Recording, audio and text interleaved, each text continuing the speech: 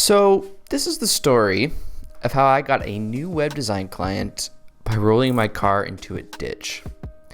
Yeah, seriously. October 13th, 2020, Calabogie, Canada. I was driving home from my parents' place after an awesome long weekend spent with the whole family. A weekend of food, beer, laughter, and supercar track driving. It had rained a bit the night before, so the road was a tad wet. Not even enough to make a puddle. I'm cruising along at around 88 kilometers in an 80 kilometer zone, listening to my favorite hockey podcast while the cruise control keeps me moving forward. As I come to a slight left bend in the road, I tap the brakes and turn my steering wheel ever so slightly to the left, like I've done a million times before. It took me about 0.7 seconds to realize something was wrong. My car began to drift sideways. I resisted the urge to panic. If I cranked the wheel too quickly to the right in a desperate attempt to course correct, I would almost certainly careen off the right side of the road into a wall of trees at about 70 kilometers an hour. I pumped the brakes while ever so slightly directing my wheels to the right, craving the sweet feeling of control I had just a few seconds ago. It was no use. My car was sliding out of control. It was now completely perpendicular to the road, my windshield filled with a flurry of trees whizzing by. This is the point that I knew I was going over, and there was nothing left to do but instinctively raise my arms to protect my head from the ensuing impact. I had heard stories about what it's like to roll a car. I have a couple of friends who have had the unfortunate experience.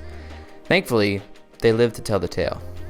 These stories briefly flashed in my mind as I braced for impact, but nothing they said could have prepared me for what happened next. The peaceful, almost tranquil, sideways glide of the car was rudely interrupted by the crunching sound of steel and the explosion of soil. The next 3 or 4 seconds was a whirlwind of confusion. And just like that, it was over. I find myself hanging upside down, my seatbelt dutifully keeping me from plunging onto the broken glass below me. It's amazing how quickly our brains adapt to a sudden change of environment. Instinct kicks in before you have any time to comprehend where you are and how you got there. In that moment, I knew only one thing. I needed to get out of that car. I had no idea what condition the vehicle was in. All I pictured was me being trapped in a burning ball of wreckage. But there's only one problem. I couldn't move my right arm. It was at this point that I learned a hard lesson. It is surprisingly difficult to unbuckle your seatbelt with your left arm while hanging upside down. After about 30 seconds of an awkward struggle, I managed to unbuckle the belt and lower myself down to the floor. Which, keep in mind, the floor is actually the ceiling of my car now. I shoulder pressed the passenger door and it swung open. Side note, car doors are a lot heavier when you're working against gravity. At this point, my savior arrives. Just so you know, I'm going to refer to my new web design client as quote-unquote savior, just in case he values his privacy. He reaches down to grab my hand and helps me climb out. He, along with a few others who pulled over to helped me look over my body to find any injuries I suffered from the crash. Stunningly, I don't have a scratch on me. My head is untouched. My right arm, however, is definitely injured. I'm still struggling to move it, and the pain is starting to arrive as the adrenaline wears off. Once it was clear that I hadn't suffered any major injuries, and my savior had already called for the police and an ambulance, the others left and continued on their journey to Toronto, which leaves me and my savior there on the side of the road with time to chat. And when I say time to chat, I mean a lot of time. My crash happened out in the boonies. It would take over 20 minutes for an ambulance to arrive. It was obvious that he started the conversation as a way to keep my mind stimulated and distracted from any pain or anxiety I was feeling. But it quickly turned into a legitimate convo about everything from family to business.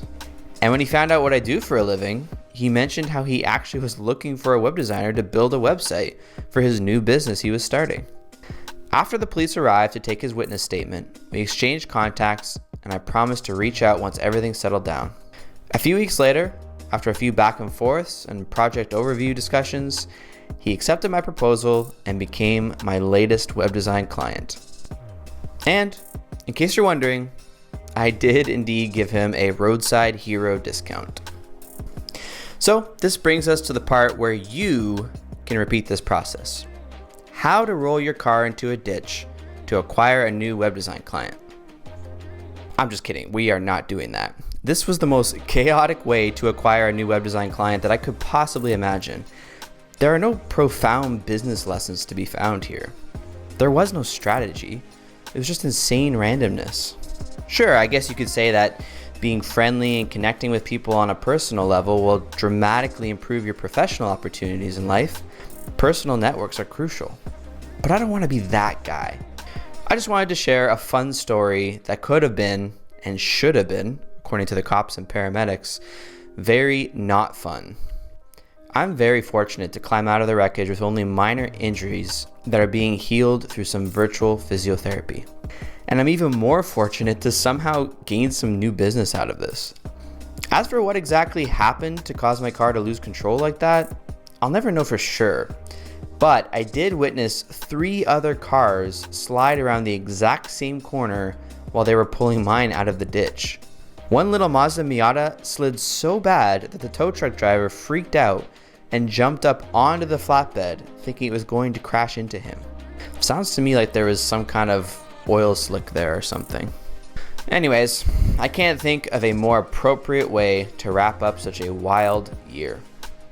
And speaking of which, my annual State of My Web Design business is coming up soon. So stay tuned and stay safe, guys.